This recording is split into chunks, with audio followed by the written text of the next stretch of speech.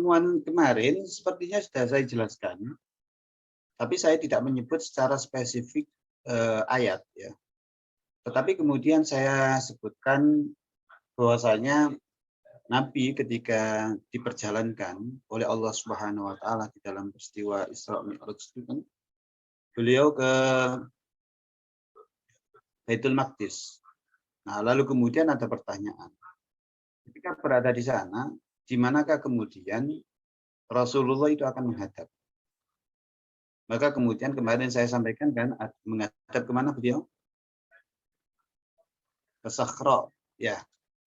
Nah, melalui hadis itu, melalui ayat itu menjadi simbol bahwasanya Masjidil Aqsa, ya, dan Masjidil Haram itu adalah dua tempat yang kemudian dijadikan rujukan oleh umat Islam, ditetapkan oleh Allah Subhanahu wa taala. Nah, tetapi secara spesifik di dalam Al-Qur'an ini saya belum mendapatkan mana ayat yang kemudian yang menunjukkan secara langsung bahwasanya sholatnya Rasul bersama para sahabat dan kemudian yang lainnya itu kemudian harus menghadap ke arah Masjidil Aqsa.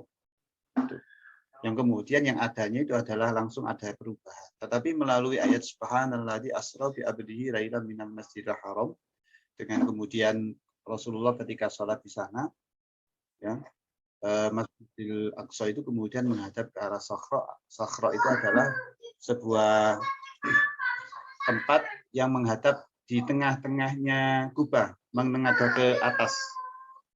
Jadi ke atas. Maka kemudian di sana ketika Nabi itu sangat merindukan tanah kelahirannya, maka kemudian Allah memberikan hadiah itu. Berupa apa? Pengalian arah kiblat. Jadi itu sedikit jawaban dari saya. Jadi sebenarnya saya belum menemukan pasti ayatnya, cuma saya berusaha menangkap dari apa yang saya sampaikan kemarin, bahwasanya Masjidil Aqsa di dalam ayat itu adalah sebagai tanda dengan diperjalankannya beliau dengan adanya syariat sholat di dalamnya, dalam artian diperintahkan oleh Allah untuk sholat di dalamnya, kemudian ngimami para nabi itu. Lalu kemudian menghadapnya kemana? Ke Sakhra itu. Kiblat sebelum Ka'bah itu. Ya. Jadi itu penjelasan saya. Jadi hadis pun saya juga belum ketemu karena belum pernah membaca seperti itu. Mungkin nanti setelah ini saya bisa membaca lah, mencari-cari apakah ada dalil secara spesifik yang menjelaskan tentang syariat bahwasanya Rasulullah secara tertulis ya di dalam teks Al-Quran maupun di dalam teks hadis itu menghadap ke arah Masjidil Aqsa.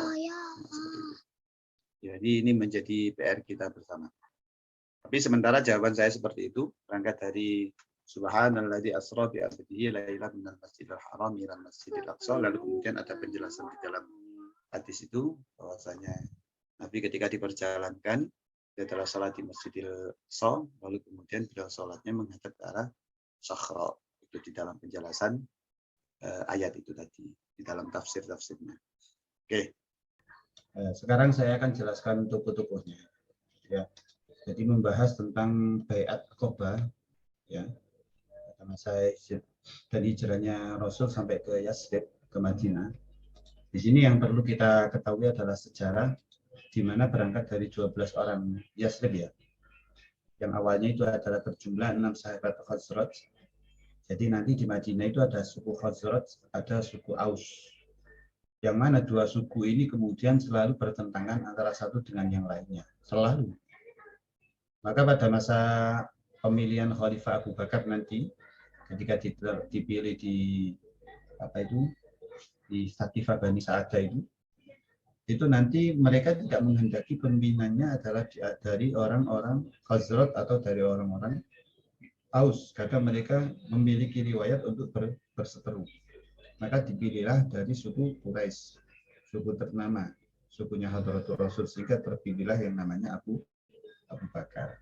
Nah, di sini berangkat dari 12 orang Yasrib ini, yang awalnya adalah 6 sahabat dari Khazraj, ini kemudian mereka lebih dulu masuk Islam, nah, di Madinah. Lalu keenamnya ini sudah menyebarkan informasi tentang Rasulullah, tentang Islam. Lalu kemudian dakwanya mereka itu mampu mengajak hampir 100%, sama 6%, 6 orang, 7 orang. Jadi yang awalnya 6 sahabat ini kemudian satunya nggak ikut, yaitu Jabir bin Abdullah bin Ri'ab ini tidak ikut, lalu kemudian jumlahnya kan menjadi 5, lalu kemudian ditambah 7, maka kemudian jumlahnya menjadi 12. Yang diantaranya dari 12 itu adalah 2 diantaranya dari suku Aus. Nah, ini kemudian sahabat-sahabat yang 12 orang ini kemudian berbaiat kepada Hadratul Rasul Muhammad SAW. Nah, di antara tahap tambahan 6 sahabat, yaitu 7 sahabat yang terakhir tadi, ini saya tulis 7 sahabat yang baru, yaitu Mu'ad, Zakwan, Ubadah, Yazid, Al-Abbas, Abdul Haitham, dan Mu'aid. Nah, dari sini, dari berhasilnya 6 sahabat, lalu kemudian mampu mendapatkan 7 sahabat, 100% lebih kan, berarti kan lebih dari jumlah awalnya. Di sini kemudian menjadi satu sejarah, yang mana suku Khazraj dan Aus ini kemudian bersatu. Karena Islam. Karena memiliki yang sama, yaitu kemudian menyebarkan agama Islam yang kemudian mereka telah yakini. Ya.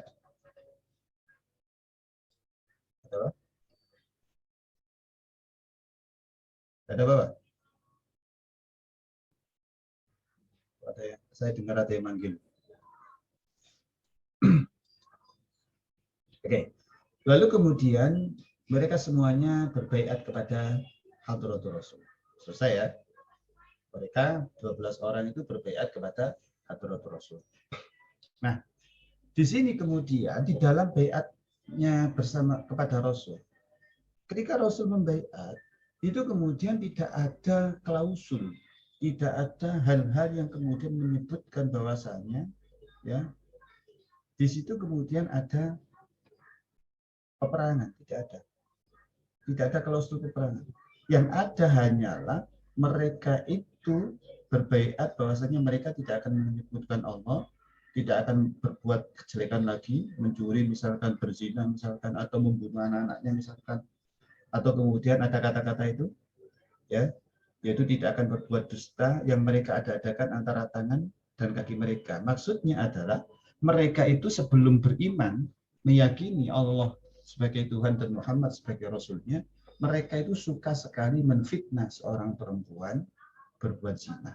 Makanya kemudian kata-katanya kan berbuat dusta yang mereka ada-adakan antara tangan dengan kaki. Menghinakan seseorang mulai dari atas sampai bawah. Menuduh berzina, memutus hubungan antara orang tua dengan anak. Nah, itu mereka lakukan. Maka sejak berbaiat itu kemudian mereka tidak seperti itu lagi. Nah, itu ya. Ini pentingnya. Lalu kemudian isi di dalam baiat Aqabah 1 itu ya seperti yang saya jelaskan tadi. Ya. Kemudian setelah mereka selesai berbaiat, maka kemudian Rasulullah SAW di sini mengutus yang namanya Mus'ab bin Umair. Yang ini kemudian jadi sejarah. Nah, kita harus hafal tokoh-tokohnya. Kayak dulu itu Amr bin Luhai, tokoh yang kemudian membawa berhala ke sekitaran Ka'bah. Kan Amr bin Luhai kan Arab Islam, yang itu adalah awalnya diyakini sebagai satu kebenaran karena berangkat dari tanah Syam. Yang tanah Syam itu adalah tempat di mana di sana banyak diturunkan kitab dan juga banyak diutusnya para nabi, sehingga mesti di Syam itu adalah sana itu yang terbaik. Jadi kayak orang-orang sekarang punya Arab Islamnya juga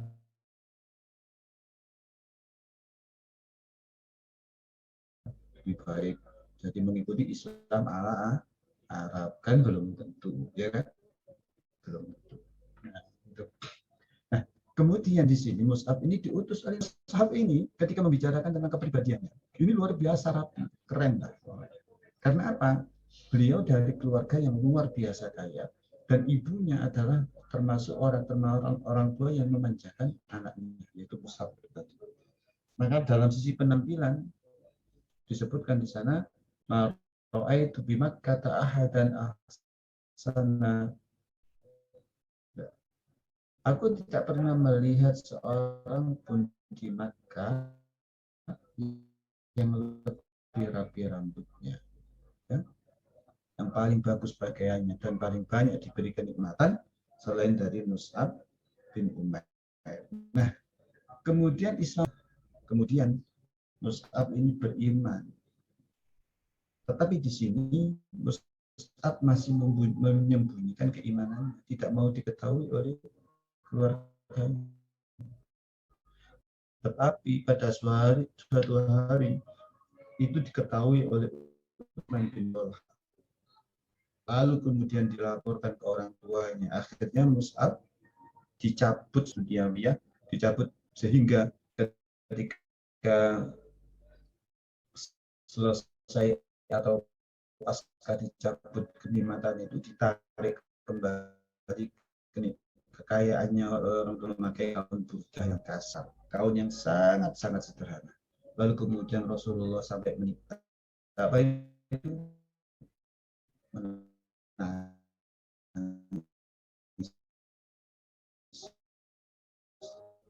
Karena apa? Karena Rasulullah ingat akan kenikmatan yang Rasulullah juga bangga terhadap Mus'ab karena mampu mempertahankan keimanannya daripada memiliki kekayaan yang lebih istiqomah.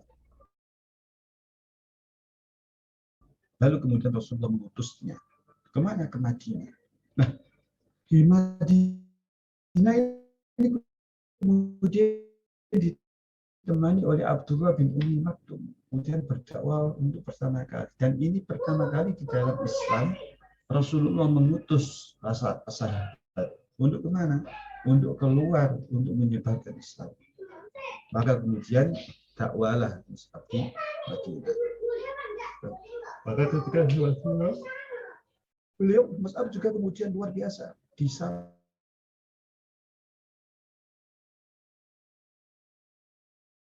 di sana di Jawa. Meskipun di sana ada suku Aus dan Khazraj yang beriman, tetapi antara Aus dan Khazraj ini masih tidak mau saling diimami. Jadi Aus diimami Khazraj, Mus'ab sampai seperti itu permusuhannya. Sampai kemudian suatu hari ada muncul seorang sahabat yang namanya Usaid, pada waktu itu belum beriman. Nah, Usaid ini awalnya adalah seseorang yang benar-benar menolak dakwanya Mus'ab. Nah, ketika waktu itu membawa tombak beliau, tancapkan ke tanah, kemudian bilang kepada Mus'ab, ya Mus'ab, jangan kau lanjutkan dakwah yang di sini. Mus'ab dengan tenang menjawab dengan lembut, silakan duduk dulu. Engkau bisa mendengarkan apa yang akan kusampaikan. Jika kamu kemudian suka terhadap sebagian yang saya sampaikan, maka engkau bisa menerimanya. Dan jika engkau tidak menyukainya, maka tinggalkan, nggak apa-apa. Di sini kemudian, ya, Mus'ab ini menceritakan tentang Islam, tentang Hadratul Rasul.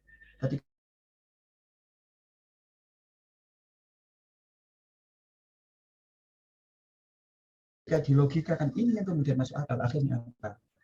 Berimanlah yang namanya Usaid tadi.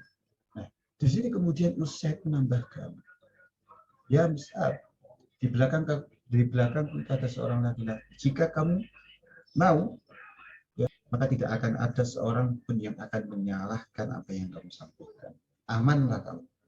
Maka kemudian disampaikanlah itu juga kepada orang yang di belakangnya Usaid tadi, dan dia namanya adalah Sa'ad bin Mu'adz.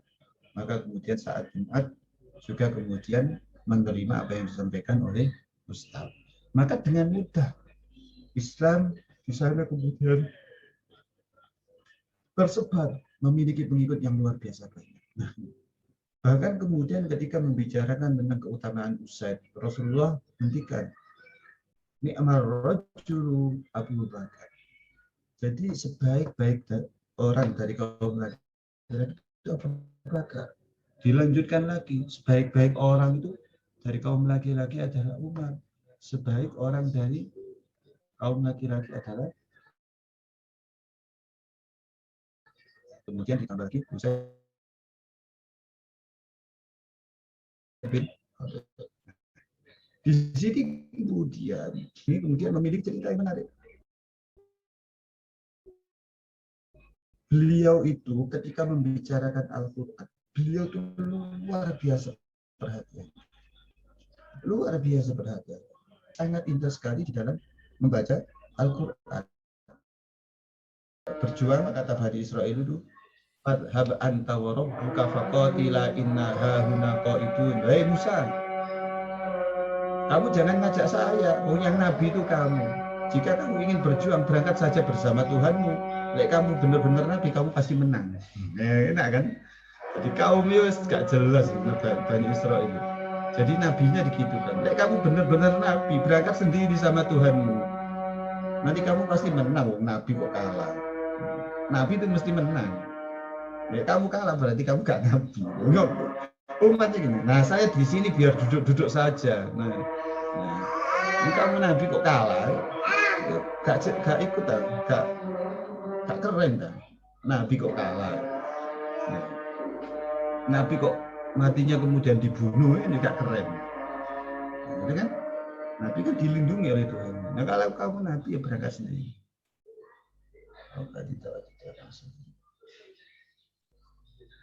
Nah itu maka kemudian mereka itu nggak ingin jawaban seperti jawabannya Bani Israel itu.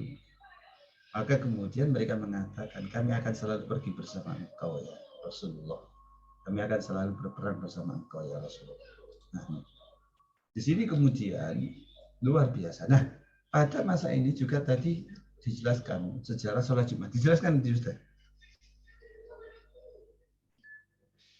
Sejarah sholat Jumat sudah dijelaskan. Nah, ini terjadi setelah baiat pertama.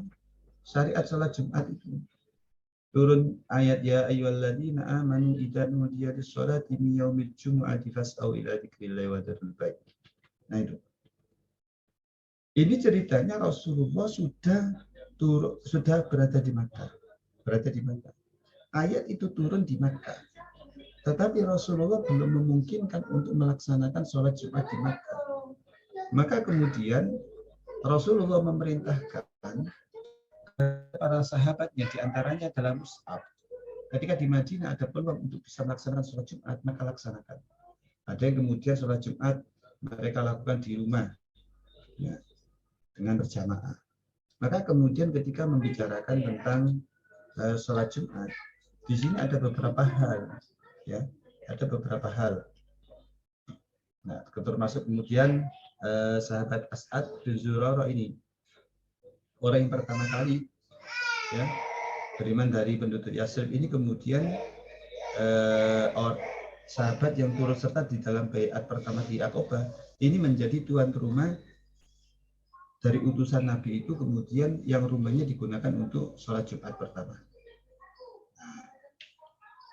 Di sini sholat Jumat pertama itu jumlahnya 12. Ada yang mengatakan 13 bersama imamnya. Yang kemudian menjadi dalil bagi imam madhab, ya, tentang kebolehan sholat Jumat yang jumlahnya hanya 12. Tapi nanti akan saya jelaskan lagi. Nah, di dalamnya ketika menjelaskan tentang kewajiban sholat Jumat, ketika membicarakan ayat, ya ayat ya ayyuhalladzina amanu idza nudiya lis-sholati min yaumil jumu'ati fas'au ila dzikrillahi wa dzarul bai'. Di dalam hadis juga disebutkan al-Jum'atu haqqun wajibun ala kulli muslimin fi jama'atin arba'ah. Di sini kemudian ada 4 yang tidak diwajibkan, yaitu abdun mamlukun, hamba saya, imra'ah perempuan, au sobin atau anak, au marid atau orang yang sakit. Meskipun sakitnya itu adalah sakit permanen, dalam Al-Quran dijelaskan disinggung sebagai mustad'afin. Mustad'afin itu siapa? Orang yang dilemahkan dengan sistem. Jadi wong buta itu dilemahkan dengan sistem, nggak bisa kemana kan? Orang pincang. Laisa 'alal a'ma haraju wala 'alal a'raj haraju wala 'alal marid haraj. Nah itu. Tetapi kemudian di dalam fikih Al-Fiqh Al-Islami wa Adillatuhu, di situ dijelaskan orang buta itu selama ada yang menuntut maka tetap dinyatakan wajib. Nah, ketika membicarakan tentang jamaah, Imam Hanafi hanya membatasi minimal itu 4 orang karena sholat Jumat harus dilaksanakan berjamaah. Rasulullah tidak menjelaskan jumlah, ya. Rasulullah tidak menjelaskan jumlah. Maka ketika tidak dijelaskan, maka terserah yang berijtihad. Maka di sini Imam Hanafi melihat dari sisi jamaahnya, sholat Jumat berjamaah. Maka jamaah itu bisa dilakukan dengan 3 makmum dan 1 imam. Maka minimal adalah 3 makmum. Berarti jumlahnya 4. Imam Malik ini minimal jumlahnya adalah 12. Dalilnya adalah ketika Mus'ab ya sholat pertama kali di Madinah itu hanya berjumlah 12 atau 13 orang. Lalu kemudian Nabi ketika awal-awal sholat di Madinah, sholat Jumat, jadi Nabi kan itu para sahabat dulu di Madinah sudah melakukan sholat Jumat, tetapi kemudian Nabi baru ketika bisa hijrah ke Madinah baru beliau kemudian bisa melakukan atau menjalankan sholat ibadah sholat Jumat.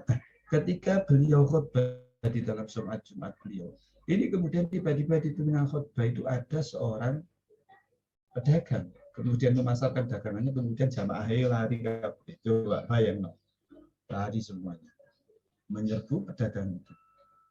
Nah, oleh Rasulullah nggak dilarang, dibiarkan saja. Sampai yang hanya tinggal di masjid itu hanya 12 orang. Dan itu dilakukan sampai selesai. Dan itu menjadi salah satu dalil bahwasanya diperbolehkan sholat Jumat minimal 12 orang. Jadi bukan tanpa alasan. Makanya kemudian ke teman-teman ketika nanti mungkin ada yang berdakwah di mana itu di Papua, berdakwah di satu tempat yang minoritas, yang di sana mungkin hanya ada beberapa orang, terus mereka mengajak sholat Jumat, ya laksanakan karena itu bentuk dari syiar. Jangan kemudian mengambil standar yang dipasang oleh Imam Syafi'i yang harus 40, kalau nggak 40 nggak sah. Nah, maka bisa mengambil pendapatnya Imam Malik, tetapi konsekuensinya yang lainnya juga harus mengikuti Imam Malik kan gitu kan? Kita mengambil pendapatnya Imam Malik. Nah, di sini ingat Rasulullah tidak pernah kemudian memaksa. Jadi dulu Islam pada masa Rasulullah itu enjoy, menyenangkan. Enjoy, menyenangkan pada masa Rasulullah. Kamera saya mati ya? Oke. Tidak apa-apa. Nah, menyenangkan. Buktinya apa? Ada waktu itu orang yang sahabat, yang hidup setelah sahabat kan, hidup sahabat itu awalnya kan pada masa Rasulullah sahabat itu muda. Ketika bersama tabi'in kan sahabat itu sudah menjadi tua. Ketika pada masa Rasulullah, sahabat itu melakukan keanehan-keanehan itu kemudian biasa Rasulullah di dalam menyikapi. Tetapi giliran sahabat itu hidup pada masa tabi'in di bawahnya. Ada salah satu kisah, sahabat itu kemudian ada yang ikut jamaah dengan tabi'in. Ya. Lalu kemudian ketika itu dia membawa kendaraan berupa unta. Ya. Nah, ketika imamnya itu takbir Allahu Akbar, itu kemudian tiba-tiba untanya itu lari. Akhirnya si orang tua tadi bukan malah sholat, malah kemudian lari mengikuti untanya dan membawa balik ke masjid. Nah, lalu kemudian nyampe masjid sudah mau habis, nah, maka kemudian langsung nyusul orang tua tadi mengikuti sholat. Mari sholat itu digrundel di karo sing tabi'in. Orang tua itu sudah tua masih memikirkan hartanya, enggak malah memprioritaskan sholatnya. Menangis. Apa kata beliau? Kata sahabat itu, dulu Islam pada masa Rasulullah itu enak sekali. Ya, nggak ada orang kemudian digeruduk, digerundel, enggak ada. Dan menjadi hal yang biasa pada masa Rasulullah. Tetapi kenapa nanti periode bawah ini menjadi satu problem? Kata orang tua itu, ketika nanti onta saya ini nggak saya ambil, nanti saya pulang pakai apa? Ini saya sudah tua. Nanti jangan-jangan saya pulang dengan onta saya hilang, nyampe rumah anak saya marah-marah. Gara-gara dengan sholat ontanya hilang. Sholatnya tadi masalah. Nah, ya seperti ada kisah gini. Ada misalkan ada orang terawih ya, bentar lagi kan Ramadan. Ada soalnya prinsipnya orang yang melaksanakan ibadah itu tidak harus dengan cara melakukan, ya ada kalanya ibadah itu dilakukan dengan cara meninggalkan. Paham ya? Ada kala ibadah itu dilakukan dengan cara meninggalkan. Misalnya seseorang meninggalkan kemaksiatan itu kan ibadah. Meninggalkan kemaksiatan itu kan ibadah. Maka ibadah seperti itu juga penting kita perhatikan. Makanya Hadratul Rasul itu pernah, dan mesti ketika masuk bulan Ramadan, terawih itu mesti ada bolongnya. Mesti ada bolongnya. Karena beliau itu berusaha untuk mendidik para sahabat agar supaya dipahami bahwasanya ibadah sholat terawih itu tidak wajib. Ya, itu tidak wajib. Nah, ada salah satu kisah menarik. Ketika sholat terawih itu ada orang jualan cilok di depan masjid. Nah, waktu itu ada banyak anak kecil beli cilok di depan masjid. Nah, namanya kecil kan rame. Delala pas takmir masjid sing rada temperamental. Dimarahin nasi tukang cilok. Sampai ini kiwaya terawih kok dodolan cilok. Ganggu wong sholat. Nah, delala sing dodolan cilok pernah mondok dia salah. Dijawab. Lah aku kayak wae dodolan cilok kok sampean sholat terawih. Sampean sholat terawih kula sunnah. Saya dodolan cilok ini wajib soalnya saya mencari nafkah buat kebutuhan anak saya sekolah. Ya, iya. Ketika sudah jawab itu dia tak mirip coba. Bingung kan? Jadi terkadang kita itu tidak melihat misalkan sholat tarawih. Lalu kemudian ada seorang ibu yang memiliki kebutuhan harus memberikan ASI kepada anaknya. Kemudian ibu itu memaksakan harus sholat tarawih ke masjid karena mumpung Ramadan jangan dilewatkan. Tapi anaknya di rumah nangis terus. Memberikan ASI satu kewajiban. Sholat tarawih sunnah. Nah, di sini ada prioritas-prioritas yang bisa kita lakukan. Paham ya? Maka kemudian ibadah itu penting kita lihat. Ada kalanya tidak melakukan. Saya sering menyampaikan misalnya orang yang haid tidak membaca Al-Quran kan gitu kan. Tetapi tidak membacanya itu karena memuliakan, maka dengan tidak membacanya itu mendapatkan pahala kan gitu kan. Karena niatnya memuliakan. Ya kan? Dalam satu sisi. Ada yang kemudian ketika haid masih membaca karena ada yang dimuliakan di sisi lainnya. Mungkin menjaga hafalannya tetap dibaca meskipun tanpa melihat mushaf. Nah, disinilah hal-hal yang kemudian kita perhatikan esensi dari ibadah itu. Nah, di sini berjamaah di dalam sholat Jumat ini di dalam beberapa perspektif ini ada yang mensyaratkan hanya 4. Maka di dalam kondisi tertentu ini bisa digunakan. Dan Imam Malik pun juga kemudian memberikan solusi bisa 12. Dalilnya yaitu pernah dilakukan oleh Rasulullah, juga pernah dilakukan oleh sahabat Mus'ab. Dan perlu diketahui yang pertama kali melaksanakan sholat Jumat itu bukan Rasul. Karena Rasul masih ada di Mekah, yang di Mekah tidak memungkinkan kondisinya untuk melaksanakan sholat Jumat. Maka Rasulullah mengutus para sahabat yang ada di Madinah untuk melaksanakan itu. Paham ya dari sini?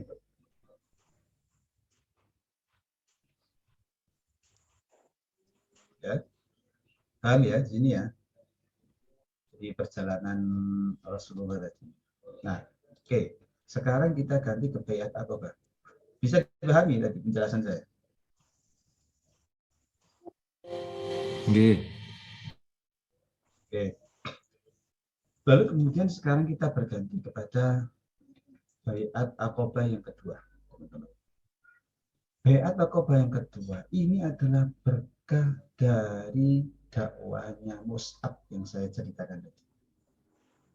Ini sejarah toko. Ini harus kita ingat, Mus'ab. Sejarah toko. Kalau di Mekah kan banyak sahabat ya. Nah, ini yang khusus yang diutus ke Madinah, ini tokohnya adalah Mus'ab. Ya kan? Jadi ingat, ada jangan keliru. Tokoh sentralnya Mus'ab. Dan itu sejarah masuk dalam itu loh, sejarah. Dalam artian ini adalah yang pertama kali yang diutus oleh Nabi. Ada 2 orang tadi yang sudah saya jelaskan. Nah, di sini kemudian hasilnya luar biasa. Yang awalnya 12-13 meningkat menjadi 70 orang.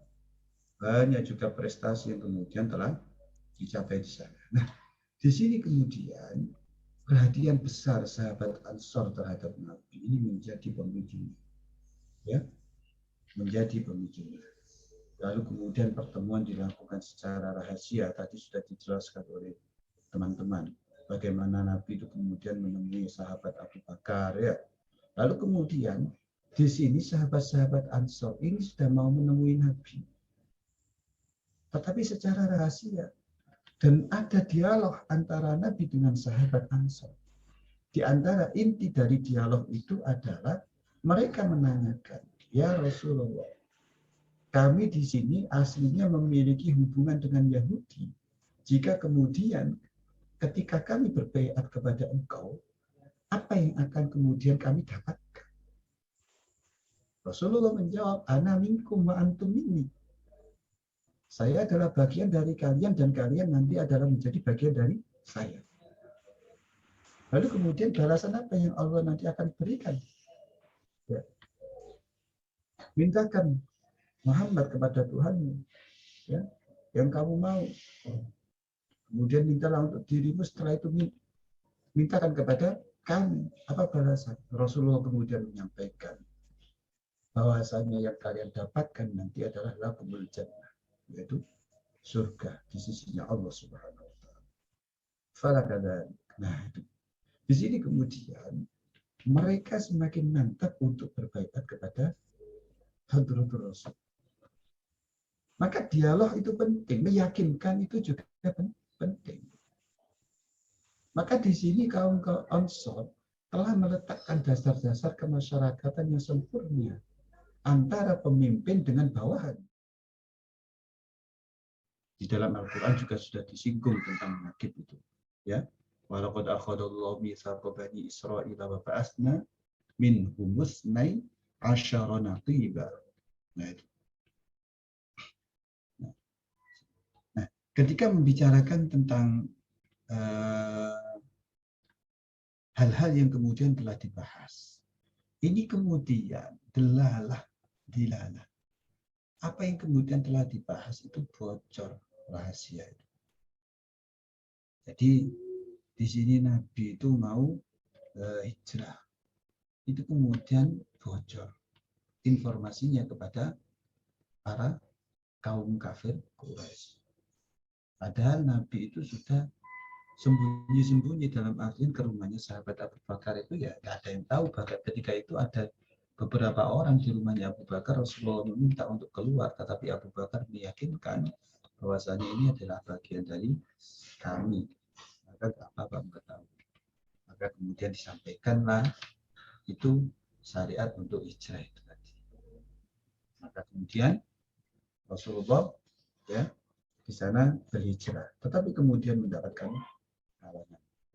Mereka kemudian orang kafir itu ngepung kan, seperti yang teman-teman sebutkan tadi, mengepung rumahnya dalamnya Nabi sampai kemudian beliau bisa keluar karena kehendaknya Allah. Wa makaru makarallah wallahu khairul makirin. Mereka yang berbuat makar, sesungguhnya ada yang kemudian lebih bisa berbuat makar dan maha berbuat makar itu sendiri. Siapa? Allah. Atas ahli makar aja para orang kafir aja diselesaikan dengan mudah oleh Allah. Dan kemudian yang menjadi ganti Rasulullah pada saat itu adalah Sayyidina Ali. Nah, di sini kemudian turun yang namanya ayat Al-Ankabut, surat Al-Ankabut ayat 2. Alif Lam Mim ahasiban nasu ayyutraku ayyaqulu amanna wa hum la yuftanun. Nah, di sini teman-teman, Al-Qur'an menyebutkan, memberikan sifat kepada para sahabat, yaitu kaum Ansor dan Muhajirin. Ini di dalam Al-Quran sangat jelas sekali. Di antaranya kemudian ketika menyifati orang-orang Muhajirin, yaitu lil fuqara'il muhajirin alladziina ukhriju min diyarihim wa amwalihim yabtaghuna fadlan minallahi wa ridwana wa yansuruna Allah wa rasulahu ulaika humus shadiqun. Nah, ini orang Muhajirin. Lalu kemudian ketika membicarakan bagaimana Muhajirin itu sabar dan tawakal, Al-Quran juga kemudian merekam. Kemarin kan di dalam UAS yang saya tanyakan selalu perspektif Al-Quran. Nah, di sini saya jelaskan bagaimana karakter Al-Quran menjelaskan tentang Muhajirin. Adalah walladzina hajaru fillahi min ba'di ma zulimu lanubawwi'annahum fid dunya hasanah wal ajrul akhirati akbar law kanu ya'lamun alladzina sabaru 'ala rabbihim yatawakkalun. Kemudian ada ayat berikutnya. Di dalam menolong atau kemudian berjuang di jalannya Allah, beliau juga kemudian menyampaikan melalui ayat-ayat yang telah Allah firmankan kepada Hadratur Rasul, yaitu lil fuqara'il muhajirin alladzina ukhriju min diyarihim wa amwalihim yabtaghuna fadlan minallahi wa ridwana wa yansuruna Allah rasulahu ulaika humus shadiqun. Lalu kemudian ditambah dalam ayat lain, wala yansurannallahu man yansuru innallaha qawiyyun aziz. Bahkan ke dalam kejujurannya juga kemudian direkam di dalam Al-Quran, ulaika humus shadiqun. Kemudian di dalam perjuangannya, jihadnya juga kemudian diabadikan di dalam Al-Quran. Nah, lalu kemudian di situ setelah mengetahui bagaimana keutamaannya orang Muhajirin, di situ kemudian Abu Bakar itu berkeinginan untuk hijrah, tetapi kemudian ditahan oleh Hadratul Rasul. Apa kata Rasul? Diamlah kamu di tempatmu. Sesungguhnya aku berharap semoga aku mendapatkan izin untuk hijrah. Dalam artian Rasulullah menunggu wahyu itu turun. Ingat, ketika ditanya selama hidup Rasulullah, selama hidup dari Rasulullah itu adalah menunggu turunnya wahyu. Beliau selalu menunggu dan menunggu. Bahkan ketika wahyu itu ada kevakuman, tidak turun, Rasulullah itu gelisah. Ada apa? Ada apa? Beliau selalu, maka kemudian di antara alasan kenapa sih Al-Quran itu kok tidak dibukukan pada masa Rasulullah? Karena wahyu itu akan selalu turun dan turun. Jika telah dibukukan, maka kemudian akan kesulitan di dalam membongkar lagi, kemudian memasukkan lagi. Nah, karena di dalam penyusunan mushaf Al-Quran itu tidak sesuai dengan berdasarkan urutan turunnya. Ada yang kemudian awal turunnya surat Al-Alaq 15, tetapi Al-Alaq juga tidak berada di depan. Maka kemudian alasan kenapa mushaf Al-Quran tidak dikumpulkan pada masa Rasulullah, karena memang Rasulullah semasa hidupnya adalah menunggu wahyu itu senantiasa diturunkan kepada beliau. Maka kejadian ada seorang ustadz mengatakan, seringan saya sampaikan, mengatakan, buat apa ketika kita selesai ngaji kita mencium mushaf? Rasulullah saja tidak pernah melakukan itu. Ya. Kan pada waktu itu belum dikumpulkan mushaf itu. Bagaimana Rasulullah mencium mushaf? Mushaf itu kan kemudian dimiliki para sahabatnya, kemudian ada mushafnya Ali, ada mushafnya yang Zaid bin Sabit dan yang lain itu. Karena Rasulullah memang memerintahkan menulis Al-Quran dan tidak menulis selain Al-Quran. Nah, di situ kemudian setelah itu ada persiapan-persiapan hijrah. Ada persiapan-persiapan hijrah. Kenapa kemudian hijrah itu perlu dipersiapkan, teman-teman? Karena hijrah itu bukan ranah tauqifi. Ranah tauqifi itu apa? Ranah yang kemudian langsung bimbingannya dari Allah Subhanahu wa Ta'ala. Beda ketika sudah ranah tauqifi itu sudah Allah yang mengatur. Tanpa kita pikirkan sudah selesai. Tetapi ini karena ini bukan ranah tauqifi, maka harus kita setting dengan sedemikian rupa. Ya, kemudian bersama Pak sahabat Abu Bakar dan yang lainnya, ini kemudian tadi dijelaskan mampir ke Gua Sur, sampai kemudian di dalam gua Thur banyak lubang dan ditutup dengan sahabat Abu Bakar dengan kainnya. Lalu kemudian beliau sare di atas Abu Bakar, pupunya Abu Bakar, sampai kemudian Abu Bakar itu digigit ular, sampai kemudian beliau tidak berani bergerak sehingga biar Rasulullah tidak terbangun. Tapi kemudian ternyata ada air matanya Abu Bakar menetes ke beliau sampai beliau bangun, baru kemudian ditanya, Abu Bakar, kenapa ya Abu Bakar? Saya dibatuk ular ya Rasulullah. Lalu kemudian Rasulullah memberikan obat kepada Abu Bakar dan sembuh. Nah, lalu kemudian sambutan dari orang penduduk Madinah. Mereka memberikan sambutan yang luar biasa. Yang kemudian dalam riwayat disebutkan mereka kemudian baca al-Badru alaina. Saking gembiranya, mereka sudah beriman bertahun-tahun, kemudian mereka belum menjumpai sang idolanya, yaitu Hadrat Rasul Muhammad SAW. Padahal ketika menjelaskan tentang sifatnya Hadrat Rasul itu begitu sempurnanya, akhlaknya begitu sempurnanya, wajahnya juga begitu sempurnanya. Maka mereka sangat merindukan Rasulullah SAW. Nah, sejak saat itu kemudian mereka berkumpul di Madinah, kemudian membuat peradaban di sana. Apa yang dilakukan oleh Hadratul Rasul di sana pertama kali? Membangun masjid. Karena sesungguhnya berangkat dari masjidlah semua itu bisa dimulai. Mulai dari bermusyawarah, mulai dari belajar aktivitas belajar mengajar, mulai dari tempatnya orang yang tidak memiliki rumah dalam artian di sanalah yang kemudian digunakan oleh masyarakat luas untuk mendekatkan diri kepada Allah Subhanahu wa Ta'ala. Dan di sana pula kemudian diterapkan bisa iktikaf. Nah, lalu kemudian setelah itu membina Rasulullah kepada para sahabat. Kemudian menyusun negara. Nah, di sini Rasulullah mengakomodir umat Islam, suku Quraisy, Muhajirin, Ansar ini kemudian dipersaudarakan. Tadi sudah dijelaskan dengan detail. Di sini kemudian ketika ada orang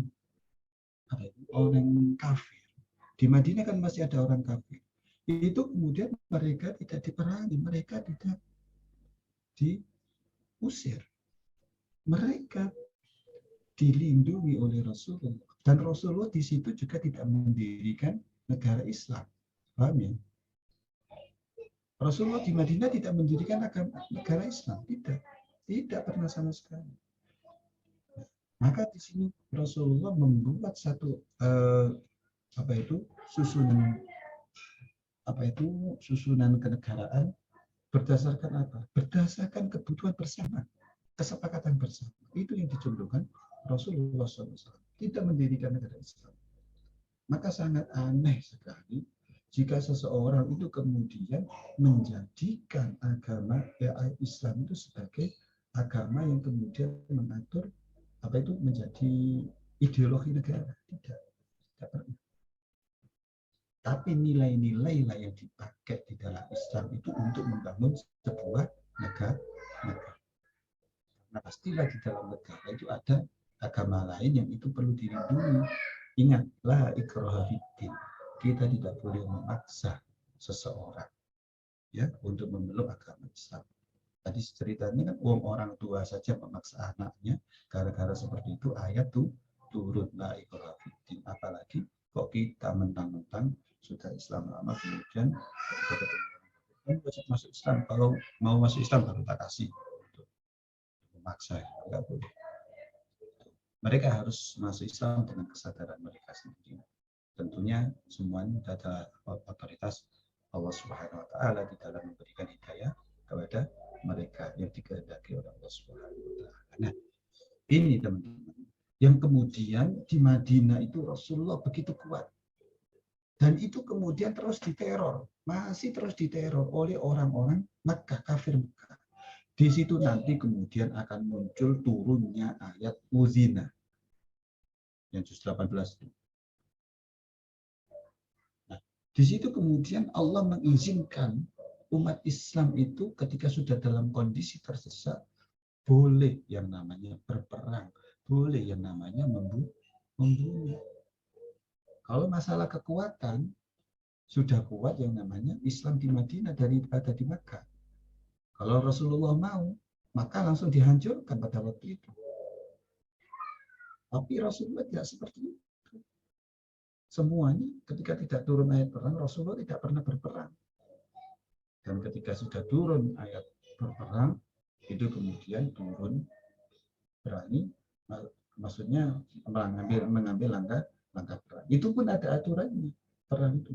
Jadi ingat pada masa Sayyidina Ali dan Muawiyah di perang Siffin, itu kan perangnya 7 hari 7 malam.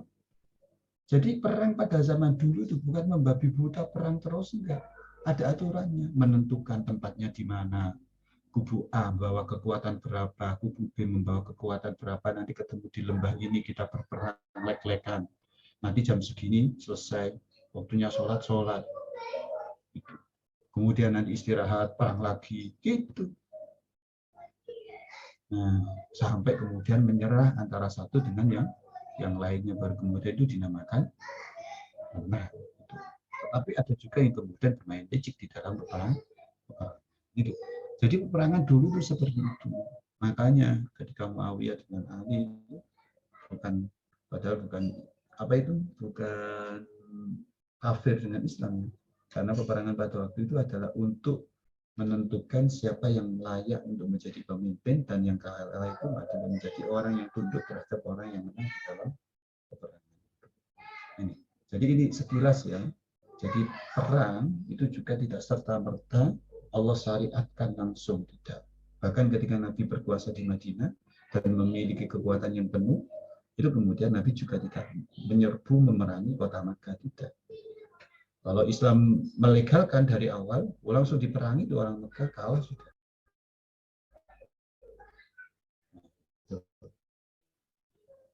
Nah, apakah kemudian ketika Islam menjadi mayoritas dan orang kafir menjadi minoritas? Iya. Iya. Makanya kemudian mereka takut. Loh, Nabi itu pertama itu mau ke Makkah, mereka takutnya minta ampun.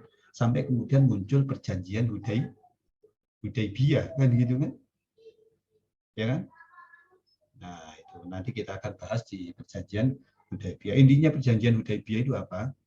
Mereka orang kafir tidak boleh masuk Islam, ya kan? Gitu. Tapi boleh mendiskusikan tentang Islam. Oke, nggak masalah, disepakati oleh Rasulullah. Pada akhirnya mereka akan menerima ajaran itu. Jadi perjanjian Hudaybiyah ini ya Rasulullah banyak dirugikan. Nah, nanti kita akan bahas di sana. Nah, akhirnya muncul perjanjian Hudaybiyah. Ini yang bisa saya sampaikan sekilas tentang apa itu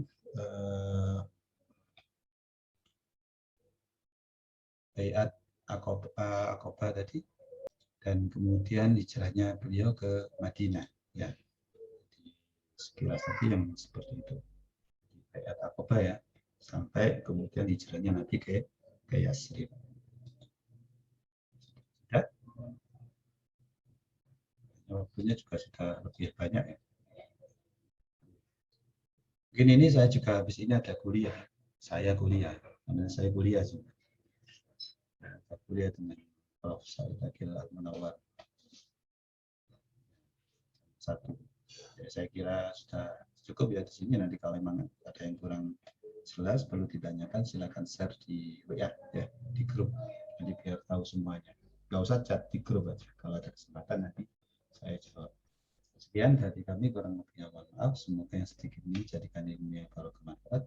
Allahumma fiqh ila. Assalamualaikum warahmatullahi wabarakatuh.